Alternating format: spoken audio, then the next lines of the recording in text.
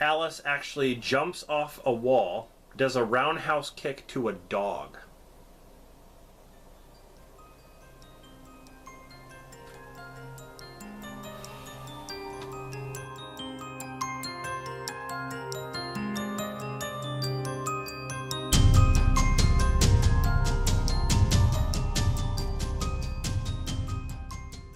What's up guys, Rob here, and I'm back with a brand new video. Today I'm going to be tackling a series that I don't really care for. When it comes to the first movie, I will watch it. I think it's okay.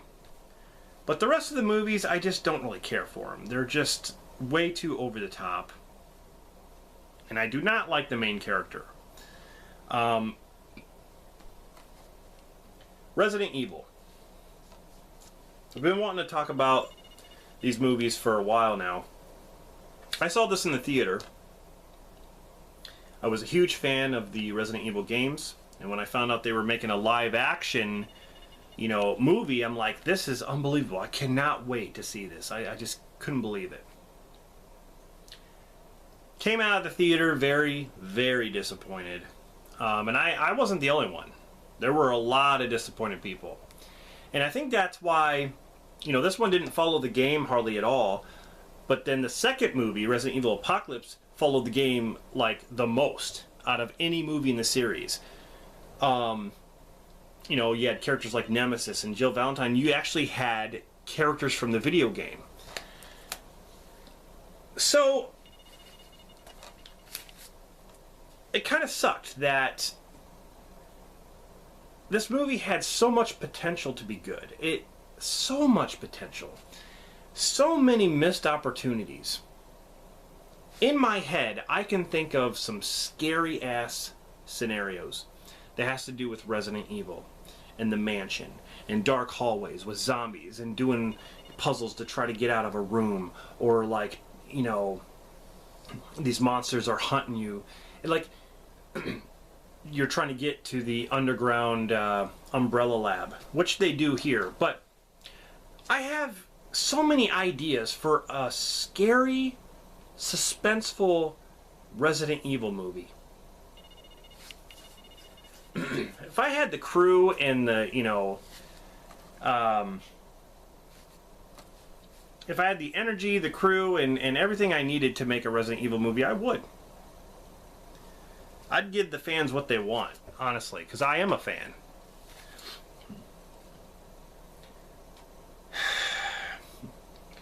The movie is disappointing, because you have Mila Jovovich, who is the main star of pretty much all the Resident Evil movies. You have Michelle Rodriguez, because Mila and Paul W. Anderson are married, I think, or they're together, but Paul W. Anderson directed this, who did Mortal Kombat, and you can see the similarities, especially in the third act.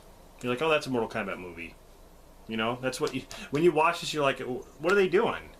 Mortal Kombat? I mean, I'll get to that. But this felt more survival horror than the other movies in the series, even though there was a lot of action.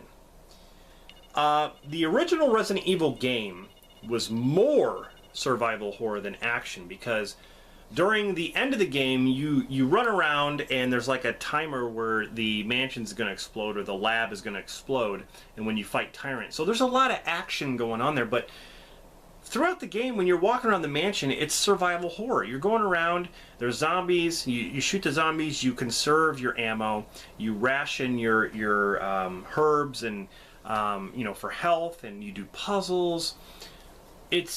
There was nothing like it. You're trying to survive. I felt it was a missed opportunity in this. They hardly do anything with the mansion. Let me just go over the story first. So,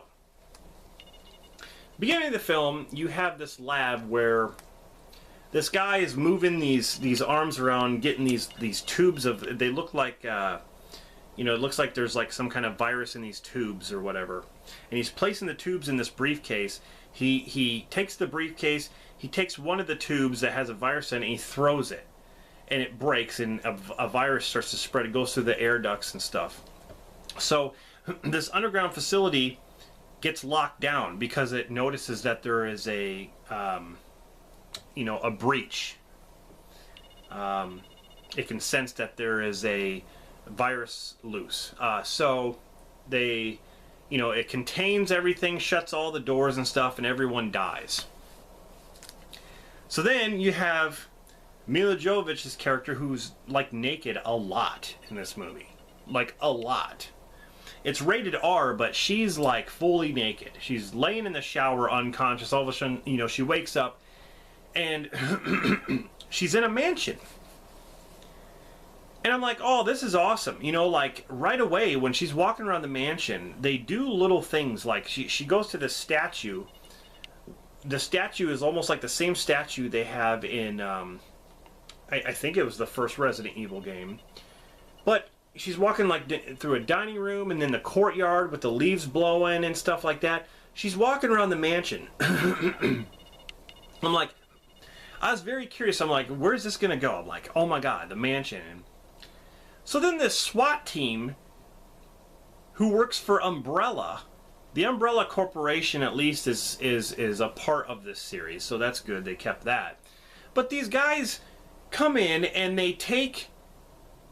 they don't really take... her name's Alice. Mila Jovovich plays Alice. They take Alice... They don't really take her hostage, but they tell her to go... they tell her to stick with them. There's this other guy who's kind of like... He says he's a cop, like an undercover or whatever. He's there, just this random guy who actually looks like Chris Redfield. He could actually play a good Chris Redfield, but he wasn't the character. But he's just there. And so this team is sent to go down to this place called the Hive, where all the people died in the beginning, where the virus got out and killed everybody and they sealed the place up. So this team is sent to the Hive to see what happened and if there are any survivors. And so the Hive, in the Resident Evil game, there was an underground lab that was underneath the mansion. In this movie, there is kind of like an underground thing underneath the mansion, but you have to take this train that goes all the way to the Raccoon City underground. So, the first act of the movie, you're already down underground. They do nothing with the mansion at all. Like I said, missed opportunity. Missed opportunity. They could have done so many cool things. And these characters are just blah. Like right off the bat, I'm like, who are these people? I don't care about these people. You soon learn that Alice, she's actually security. She stays up in the mansion with this other guy, and they're both up there for security purposes on, so the underground labs and stuff can be protected, so no one can actually go down there. And that's what her job was, to secure the place. So they stayed up in the mansion. Because to get down to the Hive, you got to go through the mansion and underground. So that's why she was unconscious in the shower, because through the vents came the stuff that knocked people out because there was a virus. And so that's why she got knocked out, and she can't remember what happens, or she can't remember what happened in her past. But there's this twist going on that connects a couple of the characters, which was just whatever. But none of the characters were good. And I didn't care about anybody. Michelle Rodriguez, she was part of the task force, and all she does is this. This is what she does through the whole movie. And then she shoots her gun, and that's pretty much it. I mean, there's really nothing to her. This movie is a 2002 horror action film. Now, there is a lot of action, because there's a lot of, shooting zombies. There's a part where Alice actually jumps off a wall, does a roundhouse kick to a dog.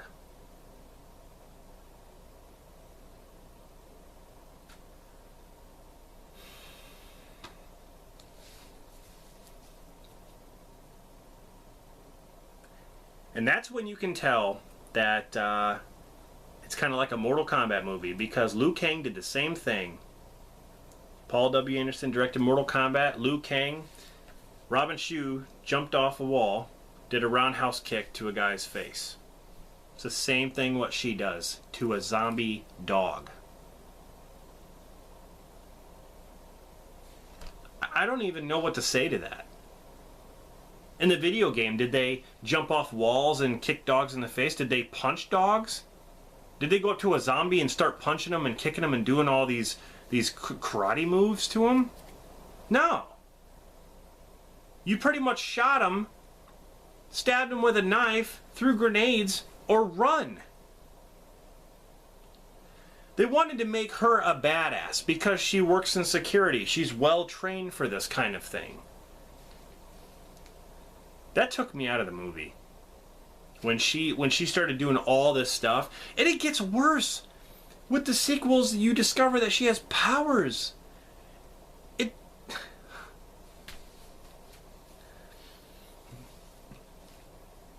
You can see the movie change from the first act to the second act, and then, oh my God, the third act. It just throws you off. Like, oh. So the mansion's the mansion, there's no more with the mansion. You're down underground, and they're trying to find survivors down there. They're opening doors, they're turning on lights, they're trying to get to this place to reboot the system. There's this thing called the Red Queen, who is in charge of the operations, the security operations down in the hive. She is like an artificial intelligence that decides stuff, and she runs kind of everything. You know, she'll lock the doors, she'll set up protocols and stuff like that. And she's like this hologram. So, you know, they're down there and they want to reboot the system. By doing that, they'll be able to open all the doors and do all that stuff. So they end up doing it, and that releases the doors where the zombies start to come out. Now, there are some creepy parts and some really cool parts in this movie. Okay? And there are some things that I really enjoyed. There's a part where the task force is going down this hallway where there's these laser beams, and it's like a self-defense mechanism. These laser beams come at you and they start cutting people up. It cuts this woman right here and her head falls off. This guy loses his fingers. You know, this one guy gets like this netting of lasers, and it just cuts him everywhere. That was amazing. I love that scene. When the zombies first show up, like, I think it was kind of freaky. They did a good job introducing the zombies in this movie, but I wanted more. I wanted them to start in the mansion and then go down into the facilities and have even more zombies. Like, I wanted more of them. The zombies looked really, really good. Here's a funny fact. They hired professional dancers to be zombies in this film because of their movement. I found that kind of funny. You know, hopping around, bending back, and doing all this stuff. And it's funny because this movie was originally called Resident Evil Ground Zero. That's what they were going to call this movie. And it was supposed to take place before the games. It was going to be a prequel to the games. I would have preferred that much more if they would have just stuck with that. A prequel to the games. That would have been interesting.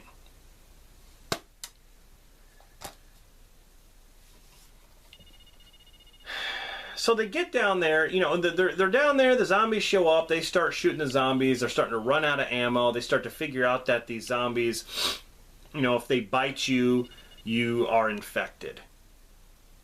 People start dying off one by one. There's some really cool scenes. They actually do a lot with the zombies. There's a scene with the liquor from Resident Evil 2. Like I said, this has some elements from Resident Evil 1, 2, 3, and Code Veronica. The CGI is okay with the monsters. it's a lot better than Mortal Kombat CGI there, but you know, this is 2002, so at that time it was fine.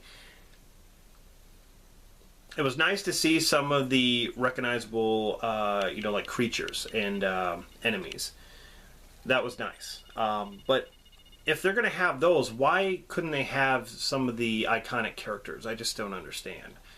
But people start dying off, and Alice starts to realize that she can do kung fu and martial arts and like jump off walls and do crane kicks and take a zombie and break his neck and kick a zombie and do a roundhouse kick and sweep him and fighting off zombies like they're nothing.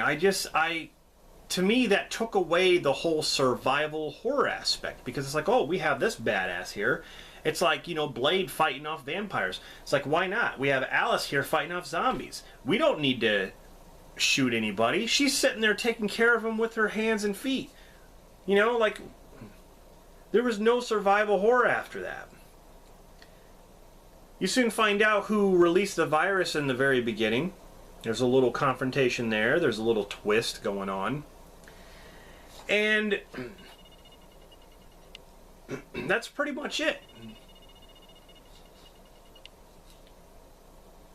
To me, it wasn't enough. I felt disappointed. I wanted more. It wasted potential. It could have been a lot better. It could have been a lot better. I hope this series gets rebooted. I really do. I want to see it rebooted. But it had a $33 million budget, and it was successful at the box office. It made like $103 million. But